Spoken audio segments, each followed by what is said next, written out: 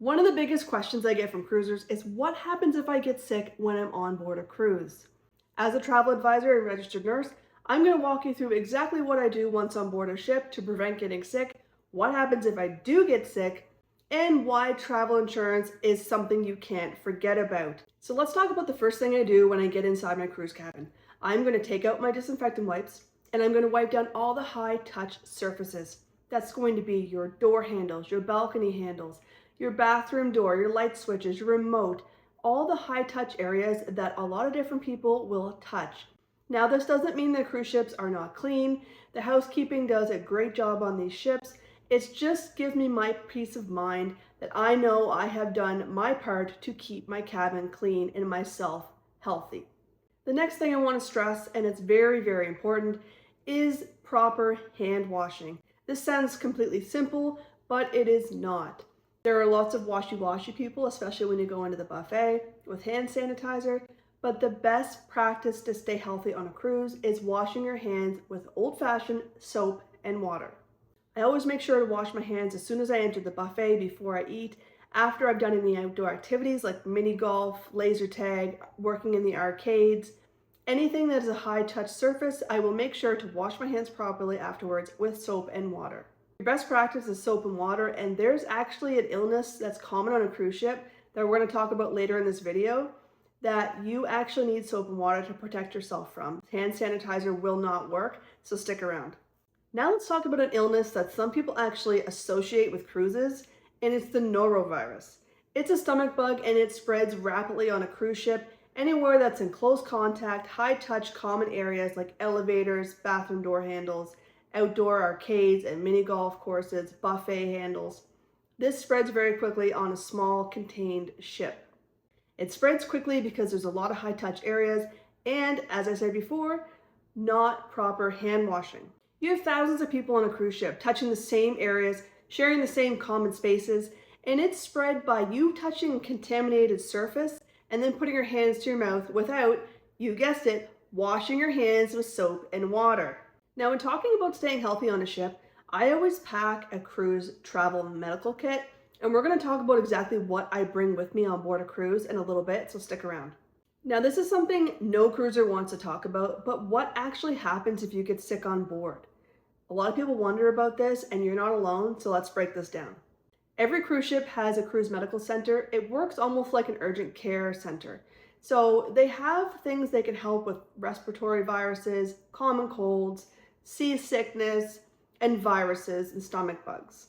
They have medical professionals on board that can assess you, treat you, and stabilize you. But this is where it gets a little bit tricky because the key word here is stabilize. Many cruisers have the wrong idea of a cruise medical center. They can stabilize you and treat you, as I said, but if you need more care than what they can provide, they will make arrangements to get you off at the next port and transport you to the nearest hospital. And in more serious situations, they will have to do a medevac, which, if you're not sure what that is when a helicopter comes out to the ship and airlifts you off to the closest land destination. And this can actually cost you hundreds of thousands of dollars if this happens to you.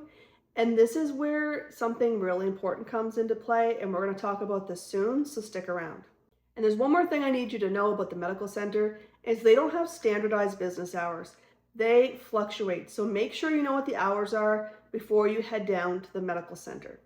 Now, this leads me into something that I feel very strongly about, and it's travel insurance. Now, stick with me. A lot of people, I feel, brush travel insurance under the rug, or they think that they have it through their credit card and that's enough. But let me tell you a story that personally happened to me. I was traveling outside Canada. I had to go to an emergency visit. I didn't have my proof of insurance card with me. So pro tip, always have it on your phone. Have proof of insurance with you at all times. Because I didn't have this and I ended up getting charged $20,000 US for a routine emergency visit. So this is very important to me. It can happen to anybody. So that's why I'm so passionate about travel insurance and how important it is. Do not skip this step in your cruise travel. Now we're going to talk about how travel insurance actually works on board a cruise ship, because it doesn't work the way that it normally does at a hospital wherever you're from. So if you go to the medical center, and you have to get a prescription for something, say you're getting seasickness pills, you are going to be charged to your onboard credit account. They do not bill your travel insurance company. You have to do that after the fact. So anything you go to the medical center for, you'll be charged immediately to your onboard account. After you get off the cruise, so be sure you get all the documentation from the doctors, all your receipts, your prescriptions, the doctor's documentation, have it all because you're going to need this.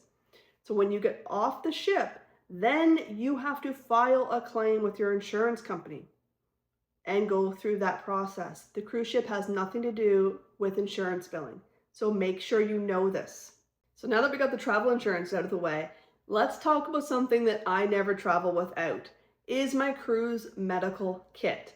And we're going to go through exactly what I bring in this kit for every cruise. But hey, also, if you're not sure what to pack in your cruise medical kit, click the first clickable link in the description below. It's everything that I personally travel with on board a cruise ship to keep myself and my family healthy when on board the cruise. So let's get back to it. So I think of my cruise travel kit as like my little survival cruise kit. So in this, I'm going to have seasickness medication. So I may have some scopolamine patches, some Dramamine, some Benadryl. I'm going to have things for nausea, like Gravol. I'm going to have things for maybe diarrhea, like Pepto-Bismol or loperamide. I'm going to have some Band-Aids, some ointment, maybe some bacitracin ointment. And I'm also going to have things like Band-Aids. I'm going to have Advil. I'm going to have some cold medicine and some Tylenol for pain and aches and headaches. And that's pretty much going to cover a lot of your illnesses that you may get on board, or your symptoms, I should say.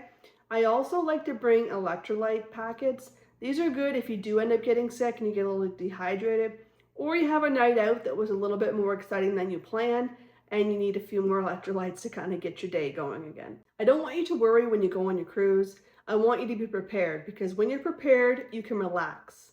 But also, if you have more questions or you want help planning your next cruise, my free cruise quote is in the description below and my email, so reach out anytime. I'm Ashley Neal. I'll see you in the next one.